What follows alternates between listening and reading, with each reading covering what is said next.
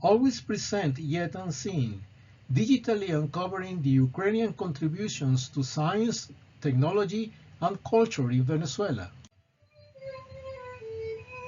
Hola, ¿cómo están? Un cordial saludo desde Caracas. Greetings from Venezuela. Much to my regret, I could not travel to Chile to be with you in the audience. Please accept my apologies. In this presentation video, I am happy to share the fascinating story of Ukrainian immigrants and their community in Venezuela. I'll describe their contributions to the arts, science, and technology, and explain how I discovered facts and tracked down sources and materials online. Flying under the radar, Ukrainian immigrants in Venezuela. Between 1947 and 1951, nearly 4,000 Ukrainians from refugee camps in Europe settled in Venezuela. However, these Ukrainian immigrants, qua Ukrainians, hardly figure in Venezuelan statistics because there was no independent Ukrainian state when they arrived. They traveled with passports from other Slavic countries or identity cards provided by the refugee camp authorities. Their Ukrainian ethnicity was hidden by the citizenship implied in their official travel documents. Thus, Ukrainian contributions to Venezuelan society gradually became invisible and were almost forgotten. In 1498, when Christopher Columbus approached the coastal shores of the Paria Peninsula in today's eastern Venezuela, he named the land Tierra de Gracia, or Land of Grace. The migration of Ukrainians into such a blessed territory has not received much attention until recently. The European cultural heritage in Venezuela is well-rooted. Even though this European legacy has generally been well studied, the contributions of Eastern Central European immigrants to Venezuelan society, especially the Ukrainian contributions, have received little or no attention. However, since March 2022, the VES Project Research Initiative, Ukraine in Venezuela, Heritage and Cossack Spirit in the Land of Grace, began uncovering the influence of the Ukrainian community in Venezuelan society from 1947 to 1997. The research project discovered a highly organized Ukrainian diaspora with thriving activities. And, as we shall soon see, it included scores of highly skilled immigrants. Early findings were published in Spanish in the online literary journal Papel Literario, under the collective name Digital Chronicles of Ukraine in Venezuela. This paper is organized into 3 parts, with a closing section for final remarks. The first part discusses methodology, online tools, and sources. The second describes the Venezuelan Ukrainian community, and the third introduces noteworthy examples of Ukrainian immigrants engaged in the arts, medicine, science, and technology. In this project, most printed and archival data were scarce, scattered across multiple countries and written in different languages. Despite this challenge, I managed to piece together the history of the Ukrainian community in Venezuela using a framework I refined over time and named Digital Historical Sounding, DHS. The background information and all data were digitally sourced.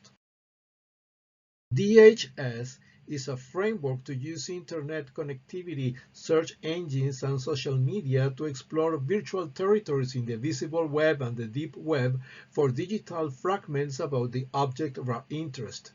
It was developed to find a way around a few difficulties I encountered in my independent research initiative, the VES project.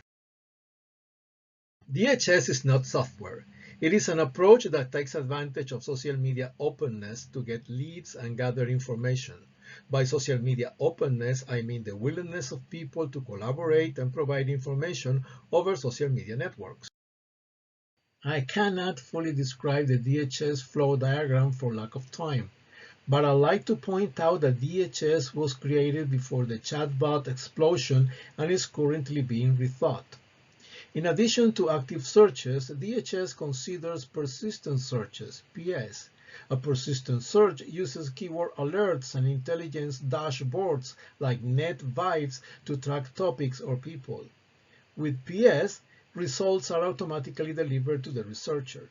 The DHS framework also involves making general requests for information over social media channels. Furthermore, individuals of interest are tracked down on social media and contacted. DHS primarily uses online gathered data to produce good but approximate results. It is a valuable tool for historical research, especially when the subject of inquiry is unknown or poorly known. DHS has allowed me to sketch stories about the influence of immigrant scientists and engineers whose life profiles were previously unknown in Venezuelan society. DHS is like an archaeological search for digital objects or fragments with four phases: prospecting, excavating, analysis, and exhibition. The analysis phase validates the digital objects to ensure their trustworthiness. Lastly, in the exhibition phase, the digital objects are woven into a narrative to exhibit the outcomes of our investigations. Since DHS relies partly on requests for information made over social media networks over email, a researcher using DHS must simultaneously work with hundreds of cases to be productive. Online tools. The primary search engines employed to explore the web were Google and Yandex for searching in Russian. Google was configured for searching in the target language. To extract text from an image, I used online OCR. Despite not speaking or reading Slavic languages, I searched and read materials in all these languages with the help of online search engines and translation tools. I worked with 3 free online language translators. Additionally, I used Posterburner to enhance the quality of the images gathered in the project. But there were some difficulties. For instance, let us examine the press clipping in which I learned that in 1949, historian Petro Makarenko created the Center for the Study of Venezuelan and Ukrainian Culture and produced a radio program in Caracas. To get from step 1 to step 3, I used online OCR to extract the text from the image. Then, I translated Ukrainian text using DeepL. However, translations are never completely accurate and require further improvement. The main challenge I encountered was going from step 1 to step 2. It's difficult to extract text from poorly scanned online images and often results in many errors.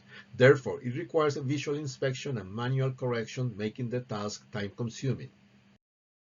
Primary and secondary sources.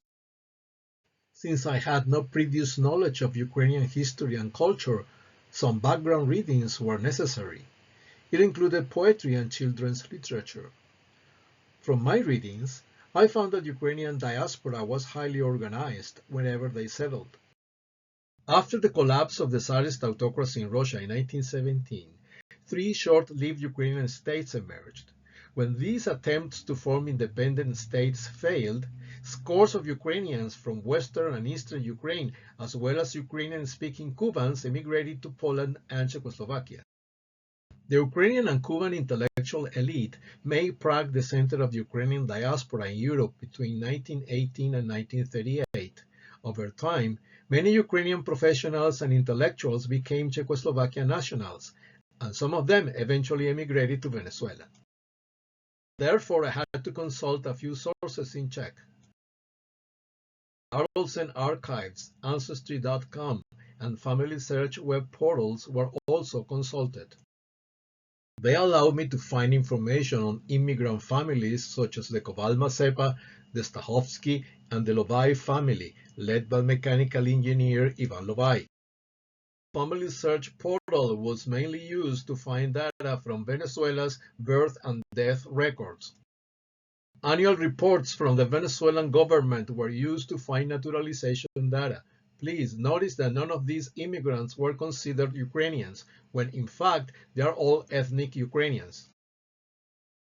Many Ukrainians in Venezuela were born in western Ukraine, a region located west of the Zhubruk River, which was part of the Second Polish Republic for many years. As a result, information from Polish sources was also taken into consideration. Additionally, Ukrainian magazines created by the Ukrainian diaspora and publications by Ukrainians in the refugee camps were consulted. The Internet Encyclopedia of Ukraine was a valuable source to discover the existence of a Ukrainian community in Venezuela. The Encyclopedia of Modern Ukraine, the electronic library Ukrainka, and the Diasporiana portal were all important resources for finding information on the life of Ukrainians in Venezuela. I gained valuable insights into the Ukrainian community in Venezuela through several publications from Ukrainian political and grassroots organizations. Lastly, periodicals of the Ukrainian diaspora, memoirs, and recollection books by Ukrainians who lived in Venezuela provided crucial insights into their organizations and activities. Next, I'll describe the Venezuelan Ukrainian community. Around 72 people were studied in greater or lesser detail. Naturally, among the 3,400 immigrants, there are many with compelling life stories to explore, but I was unable to because of limitations in time and resources. Venezuela is currently facing one of the largest displacement crises in the world, with nearly 8 million Venezuelans forced to flee their homes. However, in the mid-20th century, Venezuela was a generous host to thousands of European migrants and World War II refugees. By 1950, Venezuela had a population of nearly 5.1 million inhabitants. Between 1948 and 1961, approximately 800,000 immigrants entered the country, with the majority being Spaniards, Italians, United States citizens, Colombians, and Portuguese. Many Europeans displaced by the Second World War traveled to Venezuela aboard United States Army transport ships such as General S.D. Sturgis. Venezuela became the 10th largest receiving country for the International Refugee Organization's resettlement project, hosting about 17,000 displaced persons. Puerto Cabello was a key arrival port and a refugee reception center called El Trompillo temporarily hosted refugees and provided essentials. El Trompillo was a reception center camp with a capacity for 2,500 people. The first World War II refugees landed on June 27, 1947. We don't have official statistics on the number of Ukrainian immigrants. However, it has been estimated that nearly 3,400 Ukrainians lived in Venezuela in the early 1950s, comprising 865 families and 40 single individuals. In 1968, about 1,500 Ukrainians were still living in Venezuela. After nearly a decade, many Ukrainians, especially professionals, chose to leave for the United States and Canada. Political instability and the fear of potential communism were likely the primary reasons for their departure. In the 1950s, the capital Caracas was then a city in full expansion. In every country they settled, Ukrainians established well-organized communities, Hromada's. The small Venezuelan Ukrainian diaspora was no exception.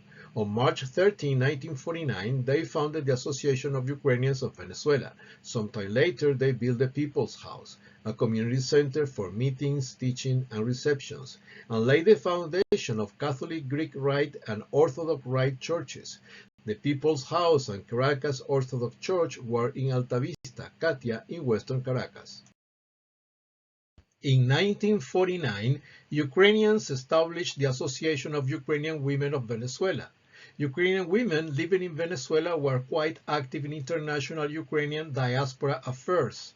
This community had many children, and female Ukrainian school teachers were treasured members.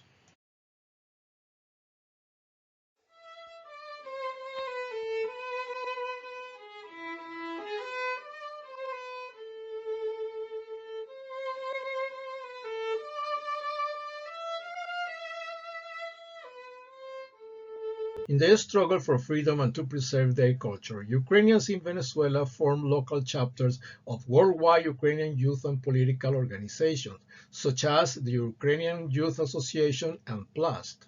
They established choirs to perform Ukrainian choral music, staged Ukrainian operas and plays, created dance groups like the Barbinok Ensemble, founded companies like the Lesmer Construction Company, and participated in Venezuela's soccer with the Black Sea Sports Club. The World Congress of Free Ukrainians, WCFU, was a powerful international voice for an independent Ukraine. Two Ukrainians from Venezuela, Benedikt Vasyuk and his son, Bohumil Vasyuk, play active roles in its organization. The inaugural meeting to set up this Congress took place in Winnipeg in 1964, and the first WCFU was convened in New York City in 1967. Venezuela sent 4 delegates to the event, and Benedikt Vasyuk was elected to the WCFU First Secretariat. I conclude this description of the Ukrainian community in Venezuela by noting their participation in the Caracas Carnival celebrations. Many Ukrainians in Venezuela were artists, painters, architects, medical doctors, intellectuals, engineers, and scientists. They play key roles in the Venezuelan arts, natural science, food science, agronomy, medicine, dentistry, biomedical research, and engineering. Some Ukrainians started companies, while others worked as farmers or simple workers. Now, let me introduce some of them to you. 3 prominent Ukrainians lived and passed away in Caracas: the great artist and architect Vasil Krichevsky, the diplomat, politician, and journalist Vasil Panayko, and Cuban Cossack historian Petro Makarenko, a respected member of the Cossack aristocracy who advocated for the rights of the Ukrainian-speaking Cuban Cossacks. He opposed Russification and worked tirelessly for the independence of the Cuban region. In the 21st century, the Ukrainian community in Venezuela has nearly disappeared, but traces of some significant Ukrainians in the arts and STEM disciplines remain. Our research revealed that at least 12 Ukrainian immigrants participated in the art movement in Venezuela. Specifically, there were 6 painters, 1 wood artist, a photographer, a ballet dancer, a choreographer, an electronic musician, and a pianist. Vasil Krichevsky is highly respected in Ukraine for his influence on architecture, art, and Ukrainian national identity. He is known for designing the Ukrainian coat of arms of the Ukrainian People's Republic and for creating a distinctive Ukrainian architectural style that incorporated the traditions of peasants and Ukrainian folk aesthetics into modern architecture. Myron Dmitrichuk fell in love with the Venezuelan landscape. He studied photography in Caracas in the photo studio of Stepan Kutobi. Halina Mazepa made outstanding contributions to the art and culture of Ukraine and Venezuela. Although not widely recognized, her significant impact in Venezuela was due to her work as an illustrator for over 3 decades, creating numerous covers and back covers for the children's magazine Tricolor. Here is the cover of Mazepa family in 1947. For 16 years, Ivan Belsky painted large-format works, murals, portraits, historical compositions, and religious paintings. Our online research revealed 10 medical doctors, 2 odontologists, and 3 nurses within the Ukrainian community in Venezuela. Additionally, several Ukrainians held scientific roles, including 11 scientists with expertise in various fields such as chemistry, agriculture, biochemistry, food science, chemical engineering, mathematics, physics, and microbiology. Among the Ukrainian population in Venezuela, there were also 24 engineers specializing in diverse areas, including civil, electrical, geological, mechanical, and chemical engineering, as well as 1 agronomical and 1 mining engineer. There are 8 engineers whose specialties have not yet been identified. Furthermore, there were 4 architects and 4 surveyor technicians. Halina Mazepa, children's doctor Leah Imber de Coronil, and Tatiana Bogdanovsky are 3 Ukrainian women of great influence in Venezuelan society. Tatiana Bogdanovsky, originally a nurse, later became a lawyer and earned a Juris Doctor degree in Germany. She specialized in private international law. Nikita Ivanovich Serevinci is considered the father of food science research in Venezuela.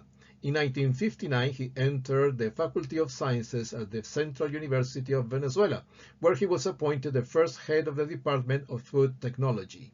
He improved the production of Pamperos aged rum and developed processes to preserve tropical fruits and canned foods. As the president of the Hromada, Engineer Benedict Vasiuk was an important figure in the Ukrainian community. He worked in private gardens and in the maintenance of public parks. He carried out the modified topography of Parque del Este. Ukrainian-Argentinian Professor Misha Kotlar was a great mathematician, essentially self-taught. His name is listed among the most important mathematicians in Latin America. For 18 years, from 1974 until his retirement in January 1992, he taught at the Central University of Venezuela, where he founded the research group Seminar on Functional Analysis. The main purpose of this study has been to create memories and shed light on the hidden Ukrainian community in Venezuela and their contributions to Venezuelan society, using online tools and digitally sourced data. Venezuelans can gain inspiration from Ukrainian culture in two key ways. Firstly, through the robust organization of Ukrainian civil society within Ukraine and around the world in the diaspora. Secondly, through the remarkable perseverance of Ukrainians in their pursuit of independence, freedom, and a brighter future, despite enduring adversity and persecution for their language and culture. Thank you for your time. I appreciate the opportunity to speak with you today. I have concluded my presentation. However, my research into this once thriving community in the land of grace called Venezuela will continue. Thank you. Muchas gracias.